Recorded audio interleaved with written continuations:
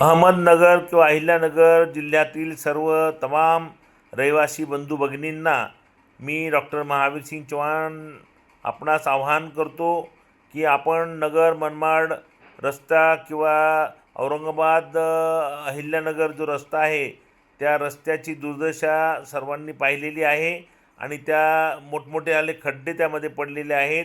मोठमोठ्याले खड्ड्या पडून त्या ठिकाणी कितीतरी निरपराध लोकांचे जीव गेलेले आहेत. अशा वेळेस आपण सर्वांनी एकत्रितपणे लढा दिला पाहिजे. सर्वांनी त्या रस्त्यावरती आंदोलनं केली पाहिजेत, आमरण उपोषण केली पाहिजे. हे काही एका आमदाराचं किंवा लोकप्रतिनिधीचंच फक्त काम नाही आहे, तर आपणा सर्वांचं आहे. कारण आपण या रस्त्यातनं आपले कोणीतरी नातेवाईक असतील, कोणी मित्रपरिवार असतील, आपल्या ओळखीचे असतील, कोणाचा तरी याच्यातनं हकना कसा जीव जातो, त्यांचा बळी जातो. त्यावेळेस आपण फक्त श्रद्धांजली वाहिल्याशिवाय बाकी आपण काहीच करत नाही. तर आपण आपलं हे कर्तव्य आहे नागरिक म्हणून, एक आपण जागरूक नागरिक सर्व असलं पाहिजे.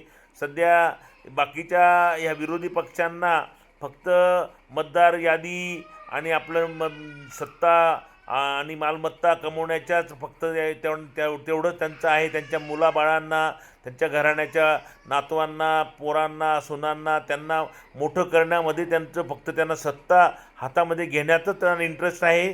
मग ते रस्ते असतील, वीज असेल, पाणी असेल किंवा शेतकऱ्यांच्या काही प्रश्न असतील. एवढे ओला दुष्काळ झाला त्याच्यामध्ये सुद्धा विरोधी पक्षाचे सुद्धा लोक कुठल्याच प्रकारचं त्यांनी रान माजवलेलं नाही. अशा परिस्थितीमध्ये आता आपण जर सध्या तात्पुरतं रस्त्यांचा जर विचार केला तर अहमदनगर जिल्ह्यातील अहिल्यानगर ते औरंगाबाद, अहिल्यानगर ते मनमाड या रस्त्याची अतिशय भयानक अशी परिस्थिती झालेली आहे. मोठमोठाले असे खड्डे आहेत आणि त्या खड्ड्यांमध्ये कितीतरी निरपराध लोकांचे बळी गेलेले आहेत. सर्वांना माहिती आहे. बऱ्याच लोकांनी व्हिडिओ काढलेले आहेत. व्हिडिओ याच्यावरती येतात, टी व्ही चॅनललाही त्यांनी दाखवलेले आहेत. कोणी लोक जे आहे हे आपल्या रस्त्यांसाठी एकत्र येत नाही, संघटन करत नाही. रस्ता रोको असा केला पाहिजे की चांगल्यात चांगला रस्ता हा लगेच महिन्याभरात झाला पाहिजे.